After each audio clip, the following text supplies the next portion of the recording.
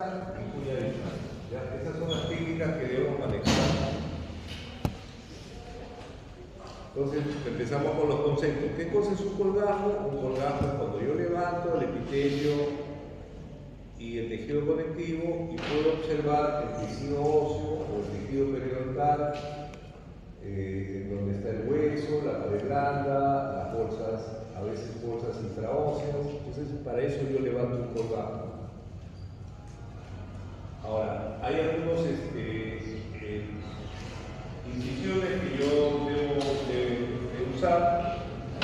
La incisión apicel interno es muy importante en lo que es periodoncia, ¿no? Entonces es una incisión que va del diente a la raíz, ¿no? Y parte ese diente, no puede ser ahí, puede ser acá, puede ser acá, pero siempre es en bicel. La cosa es que la parte cruenta queda hacia adentro. Entonces cuando yo voy a levantar un colgajo, hago una incisión a bicel interno. Esta es la posición.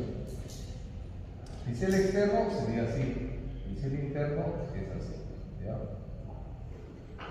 A veces elimino un poco porque quiero alargar la corona, elimino un poco porque quiero disminuir el tamaño de la bolsa.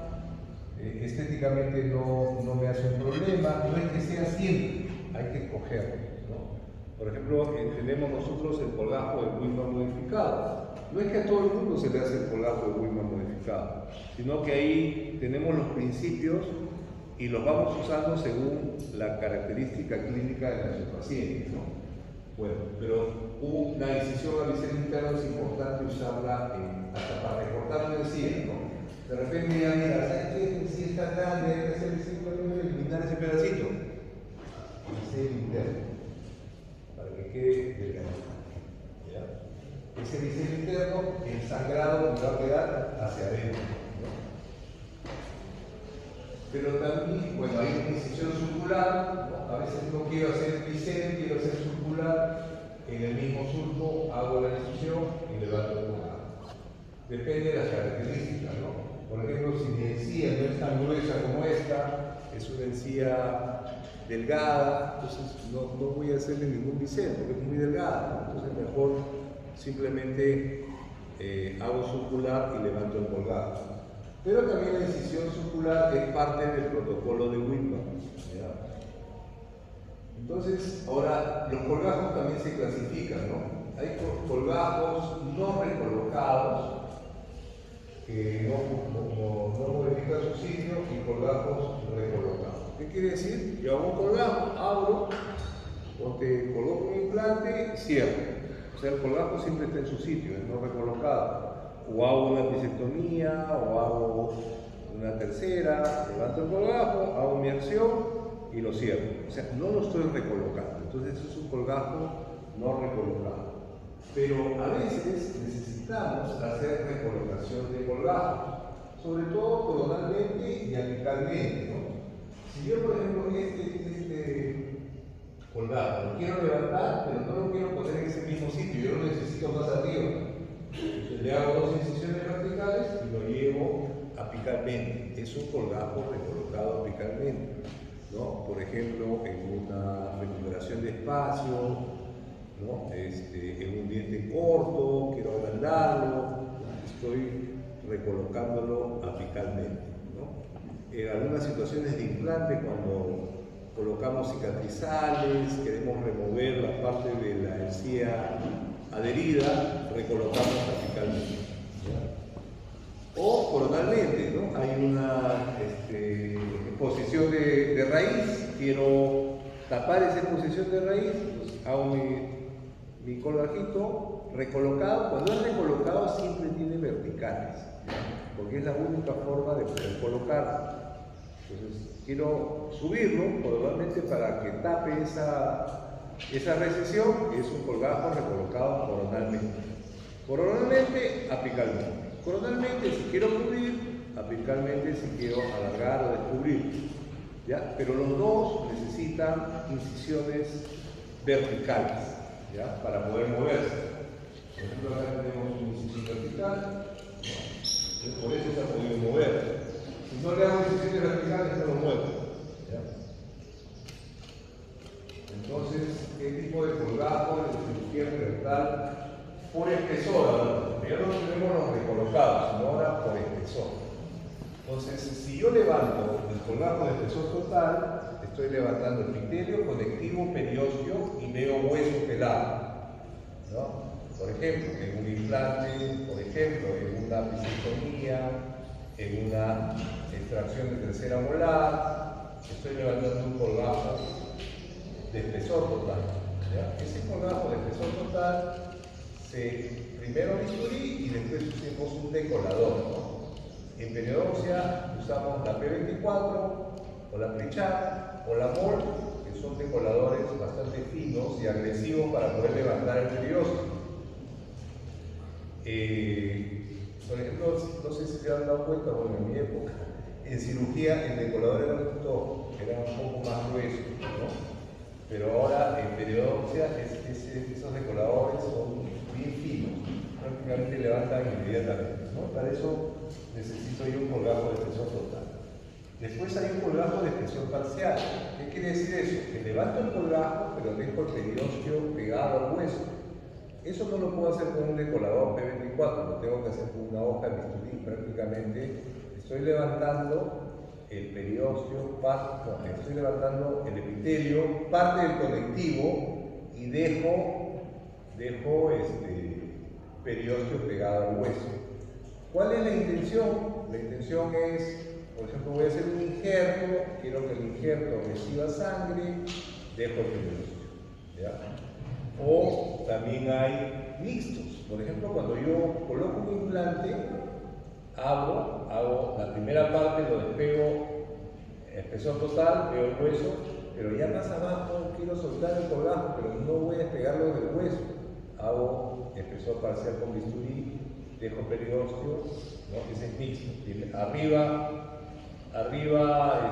total y abajo parcial, ¿no? Entonces puede ser espesor total puro, puede ser espesor parcial para injertos sobre todo, o puede ser un colgajo de espesor mixto cuando quiero soltar el colgajo, ¿ya? Entonces estos son los colgajos por espesor, ¿no? Entonces el grosor, levanto y veo el hueso, el espesor total o colgajo mucoperióstico también. El colgajo de espesor parcial o colgajo dividido, dejo el periósteo abajo. Este es un injerto de epitelio, ¿ya? Es un injerto de epitelio que para poder sobrevivir necesita sangre.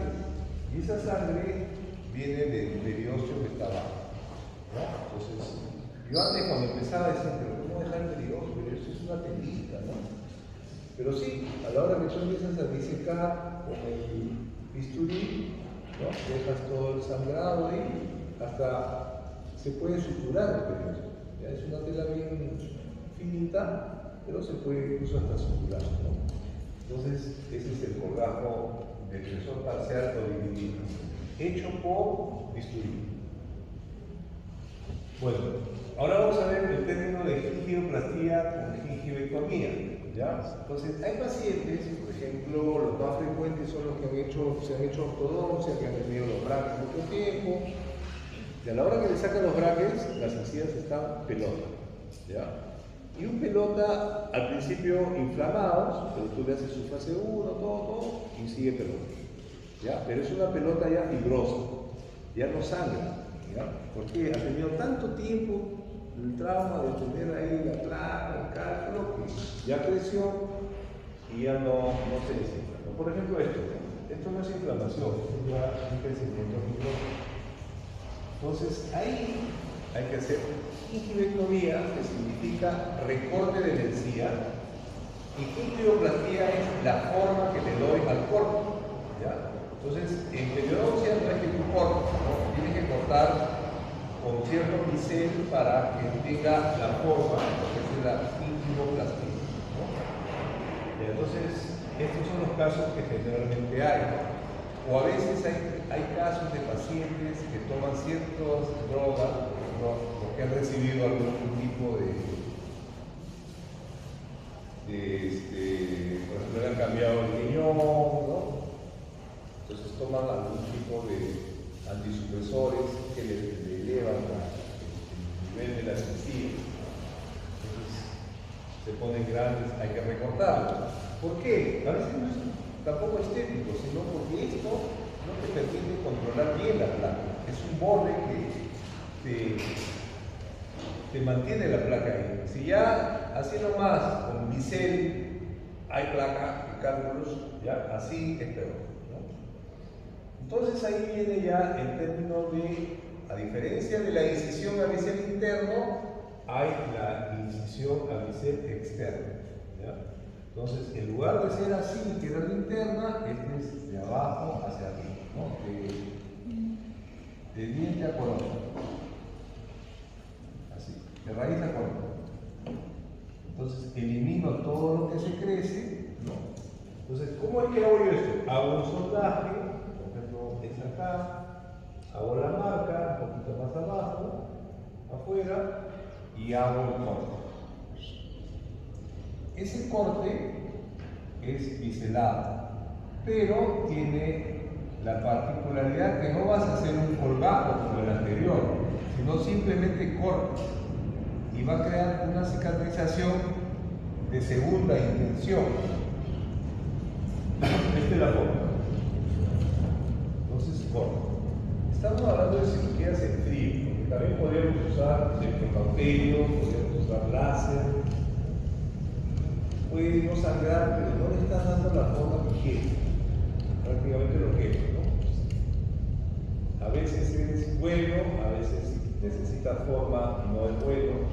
Entonces, la cosa es dominar la forma. Entonces, esa es la gingivotomía con gingivoplastía, siempre va a ser a segunda intención. Esto lo hacemos con hoja de bisturí, par parte, generalmente con la 15 o la 15C la que usamos. ¿Ya? Entonces tenemos la planificación de estos 4 incisivos, hacemos el sondaje y marcamos, ponemos anestesia. Cuando vamos a cortar encía, siempre la anestesia hay que ponerle en la papila, ¿ya? Porque te da menos sangrado, una vasoconstricción para poder dominar acá el sangrado. ¿Ya? Entonces, ese es el planeamiento. Hacemos la profundidad y la marca de la profundidad. Esta es una pinza marcadora. ¿Ya? Hay una pinza marcadora para la izquierda y otra pinza marcadora para la derecha. El que no tiene pinza marcadora puede usar una pinza de algodón, meterla así y marca hasta donde está la patita por fuera. Puede marcarlo con la sonda. O puede usar la sonda, medir y marcar por fuera, ¿no? Pero el instrumento para eso es esta pinza marcadora, que acá tiene su marca. Entonces hago la marcación de los puntos sangrantes. Eso me indica lo que está sobrando de encía. ¿Ya? Entonces yo marco acá. Es acá, pero un poquito más abajo. Es acá, más abajo, y ahí se hace el corte. Entonces se hace el corte, va a quedar medida, ¿ya? Expuesta, es una cicatrización a segunda intención. Podemos colocarle cemento quirúrgico, ¿no? Colocamos cemento quirúrgico para que cicatrice. Acá, este es un artículo que hace el raspaje alisado. En realidad eso ya se debió haber hecho antes. O sea, eso debería estar limpio, no en el momento que corta, ¿ya? Entonces, el resultado es acá, ¿no? Tiene un biselado, algo que está vacío. Entonces, gingivoplastía con gingivotomía. No estamos hablando de colgajo, estamos hablando de un corte de la encía, ¿ya? Por ejemplo, hay algún caso muy puntual, ¿no? Quiero alargar esto, le hago una incisión a bisel externo, ¿no? De recorte. Pero siempre que recorte encía, tengo que ver si dejo encía de herida, ¿no? O sea, si tiene 2 milímetros de encía de herida, no le voy a hacer un corte porque pierdo la encía de herida. O sea, acá tiene buena encía de herida, puedo cortar 1 milímetro, 1,5 milímetros y lo elimino con millares, ¿no?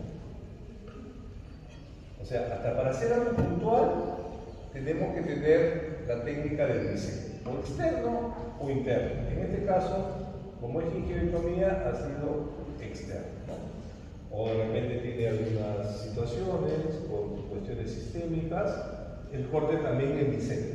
Por más que sea así grande, lo hacemos en bisel. Entonces ahora vamos a Whitman. Whitman, ¿cuál es el objetivo? Habíamos dicho que hemos hecho una fase 1, volvemos a reevaluar y de repente en zonas en donde hay bolsas de 8, de 7, no se ha resuelto el problema. Entonces quiero acceder a la raíz para hacerle un alisado radicular, ¿no? Poder disminuir eso, poder limpiar bien hasta poder darle forma al hueso. Entonces ahí yo hago el colgajo de Whitman. En bolsas de 5 o 7 que no son resueltas en la fase 1, Whitman tiene una particularidad, que cuando yo levanto el colgajo solamente lo levanto hasta la línea mucogingival. No va más allá porque eso sería un colgajo de reflexión total. Entonces Whitman generalmente es usado para que no se retraiga mucho el colgajo en las zonas anteriores. Y ahí acá tenemos 3 incisiones: la incisión a bisel invertido, la incisión circular y la incisión horizontal. Y después tenemos el término de las incisiones verticales. En Whitman no hay incisiones verticales, pero hemos hablado de recolocación coronal y apical, y esos colgajos necesitan incisiones verticales, ¿ya? Entonces, estas incisiones verticales tienen cierta particularidad.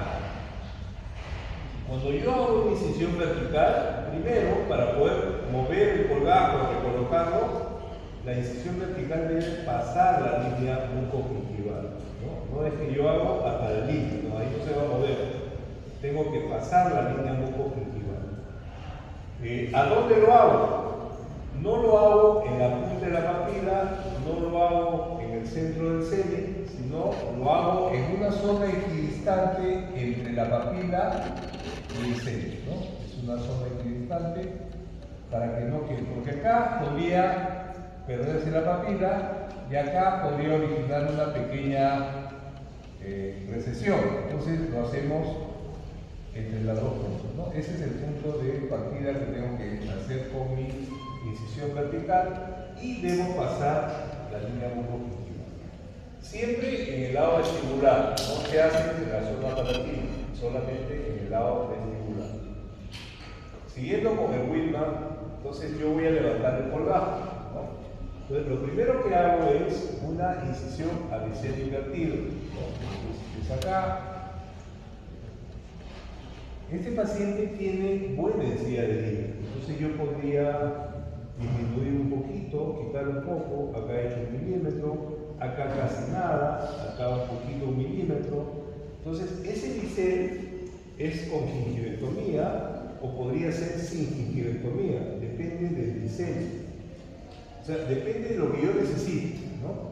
Si tengo buena densidad, ya puedo eliminar bien, no me va a afectar estéticamente, puedo hacer mi gingivectomía, ¿no? Pero si no quiero hacer la gingivectomía, puedo hacerlo en el seno. La cosa que es una incisión a bisel invertido o a bisel interno. De ahí hago la difusión o levantamiento del colgajo. Entonces, una vez que he hecho yo las incisiones, levanto mi colgajo. Este colgajo, como es Whitman, solamente levanto hasta la línea mucogingival. ¿Ya? No levanto más, es simplemente hasta la línea mucogingival. Esto me separa el collarín, ¿no? Acá hay un collarín que yo voy a eliminar. Acá está el collarín.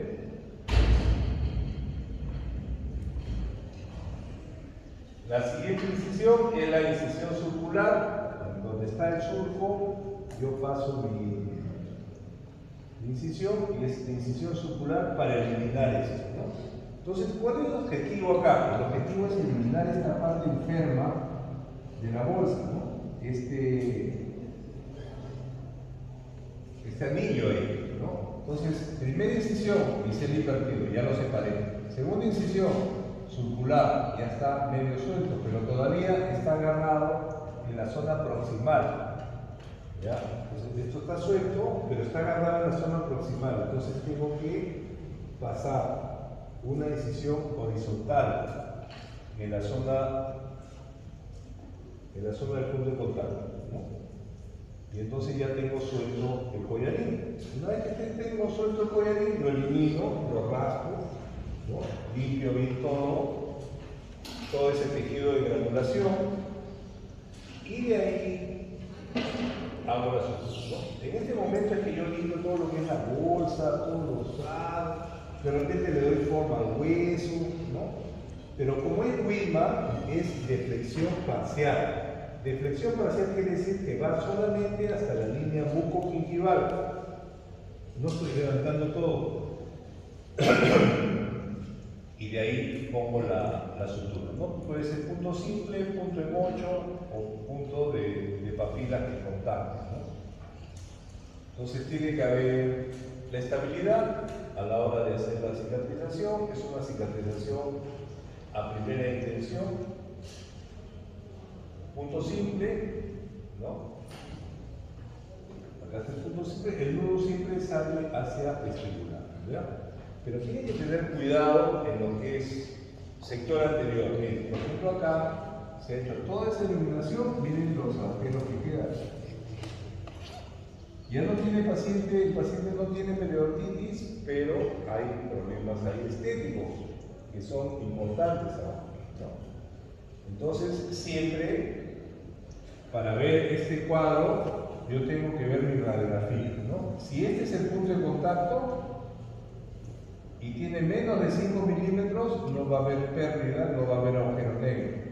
Pero si este es mi punto de contacto y tengo el hueso acá, que es más de 5 milímetros, el tejido se va a retraer y va a formar este tipo de cosas. Entonces, no todo es igual, tenemos que evaluar la edad del paciente, la importancia de eliminar la bolsa, el tipo de sonrisa, la calidad de encía. O sea, son varias situaciones que tengo que ver para escoger un poco la técnica, ¿no? De repente acá no necesito eso, si no quiero hacer esto, hago un curetaje cerrado, comializado, lo voy controlando, ¿no? O sea, eso es para que vean que está la cirugía, pero siempre tenemos que pensar si la cirugía me va a traer algún tipo de problema, ¿no? La estructura es 8.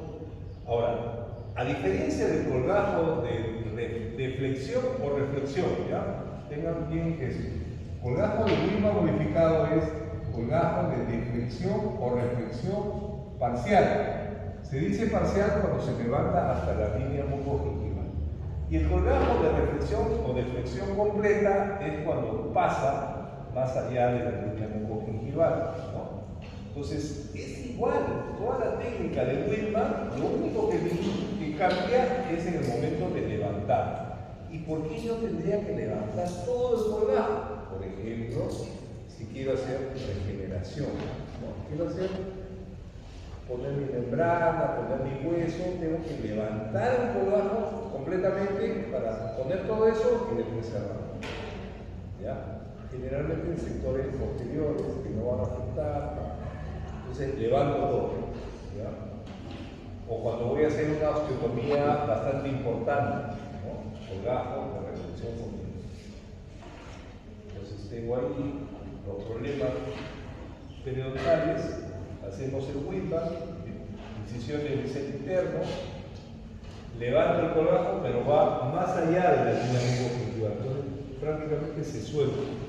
Cuando yo hago regeneración necesito un colgajo de reducción completa, ¿no? Entonces, observen bien la diferencia. El colgajo de Wittmann modificado por deflexión parcial solamente va hasta acá, hasta la línea bucogingival. Hasta acá. Este Wittmann va hasta acá. El colgajo de reflexión completa, voy a trabajar hueso, va más allá, ¿no? Miren la diferencia. Ya, este de allá que puede producir mayor contracción o recesión que se puede apreciar en los dientes. Este acá es un poco más conservador, pero este para solucionar problemas más superficiales y este para hacer situaciones más complejas, ¿no? Como regeneración, ¿no? Pero hay que saber escogerlo. Tenemos que saber el fundamento. ¿Por qué a mí me gusta Whitman? Porque Whitman tiene toditos los pasos de cualquier cirugía periodontal.